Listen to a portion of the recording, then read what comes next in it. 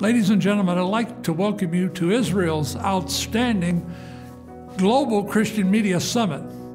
This is the fourth in a row, and it's touching the world. So important because the new wars of the 21st century are in fact media wars. They're economic wars, they're media wars, they're ideological wars, and they're proxy wars. And there's no group of people that have been a greater supporter of the state of Israel than the Christian media associations throughout the world. They're all pro-Israel. They all combat anti-Semitism. They're your greatest friends, and I honor you and I thank you for being part of that. And we are here at the Friends of Zion Media Center, the most advanced media center in the state of Israel. By the way, when the Holocaust Forum was held, President Putin based all of his media out of this media center. This is a special day for me as the founder of Friends of Zion. The late President Shimon Peres, the 9th president of Israel, was our international chairman, and he also commissioned the Friends of Zion Award. That award that I'm holding in my hands has been given to many world leaders, including President George W. Bush, President Donald Trump in the Oval Office, and many, many world leaders. It's a very special award because it's symbolic of divine inspiration, and all of the people who received it have been friends of Israel. They've been people of moral clarity and courage. And today, you and I will have the rare opportunity of presenting the award to two kings, a prime minister, a crown prince, a sultan, and 5 presidents. Many of you saw the Abraham Accords at the White House. I was there for that historic event with Prime Minister Netanyahu and President Donald Trump. 2 countries made peace with Israel in one day. And I'd like to honor one of those nations right now, and the head of that nation, with the Friends of Zion Award, King Hamad bin Isa Al Khalifa of Bahrain. Congratulations, Your Majesty. What a courageous man you are.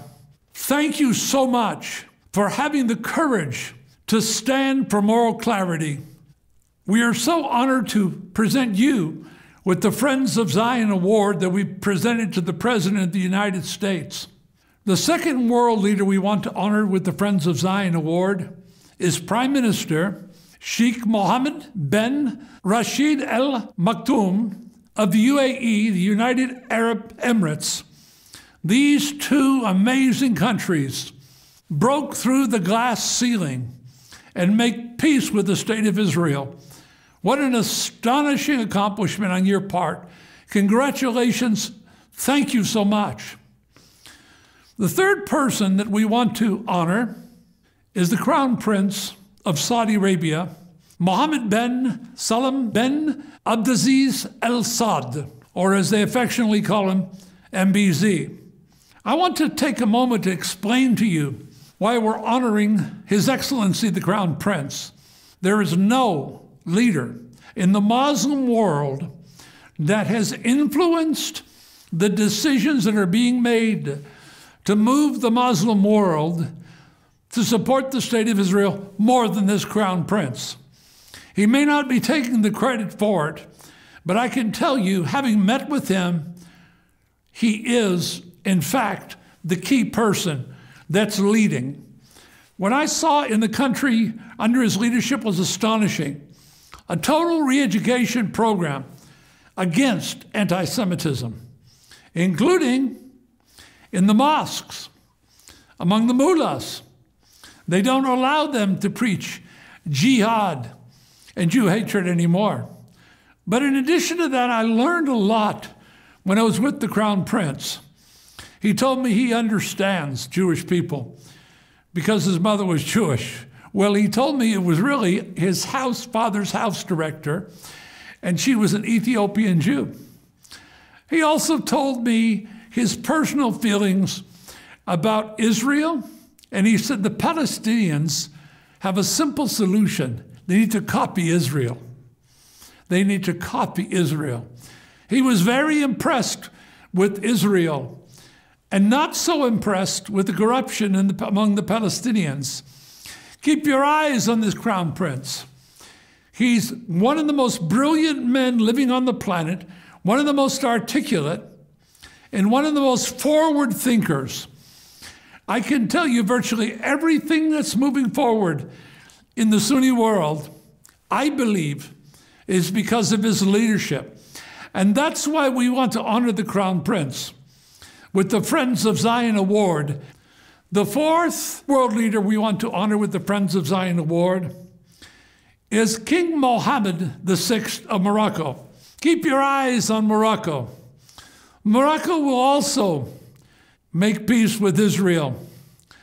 They're very forward-thinking, and they're very well engaged in this matter. So we want to honor them now.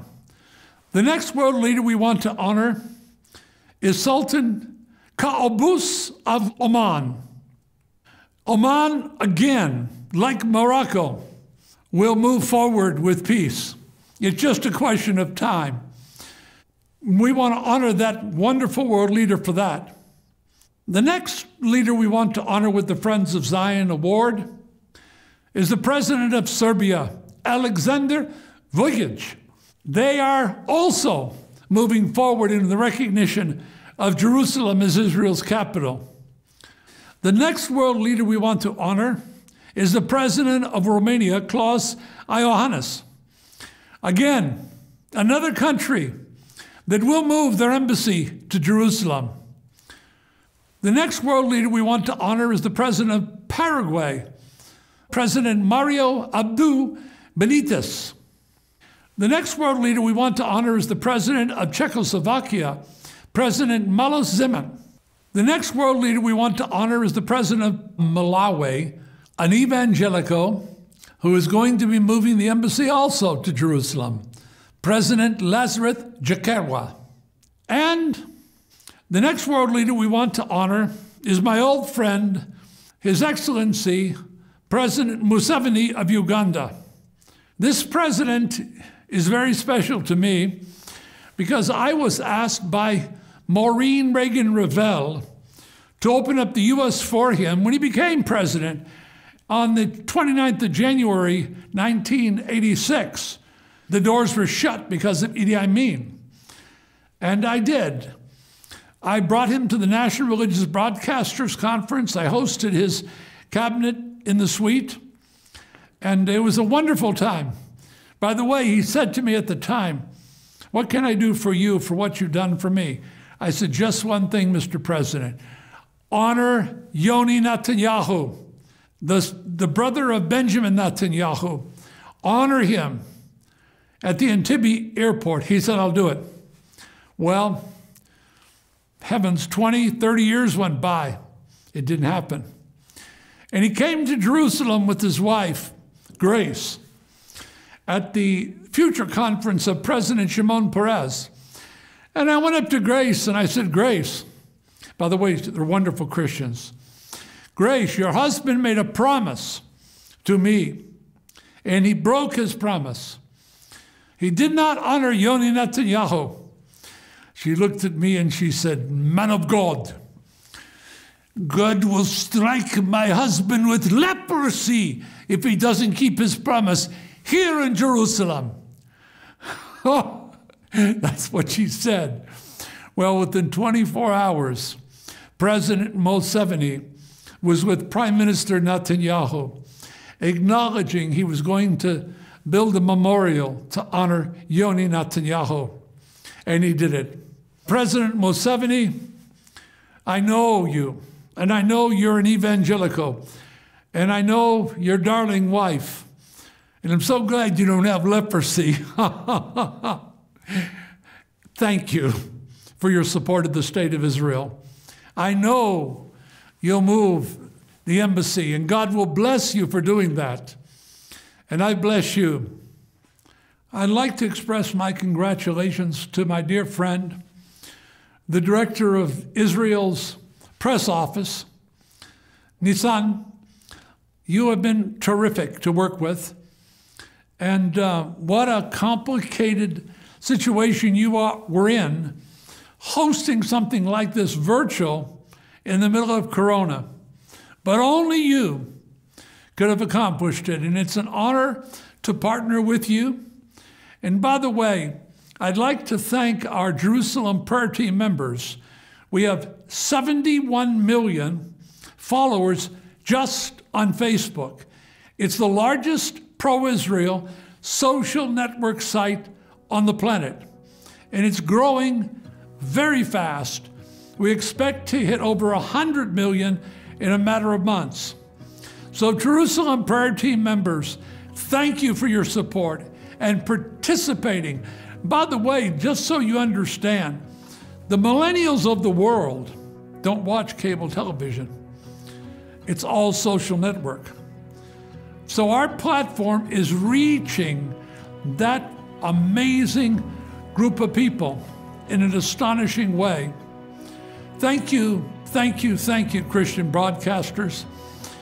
And thank you so much, State of Israel and Prime Minister Netanyahu, my 40-year cherished friend, for the astonishing partnership you've had with evangelicals, Christian Zionists.